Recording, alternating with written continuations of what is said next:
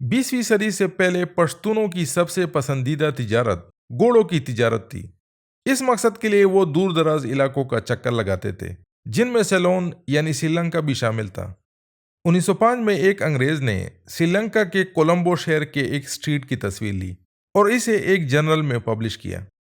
اس تصویر کے متعلق وہ لکھتا ہے کہ اس اسٹریٹ کے درمیان میں جو آدمی کھڑا ہے وہ ایک افغان یعنی پشتون ہے۔ سیلون یعنی سری لنکا میں افغانوں کی آبادی موجود ہے۔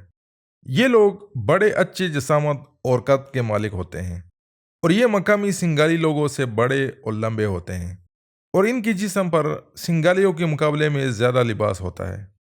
یہاں سیلون میں افغان زیادہ تر گھوڑوں کی بریڈنگ اور سوداگری سے منسلک ہیں۔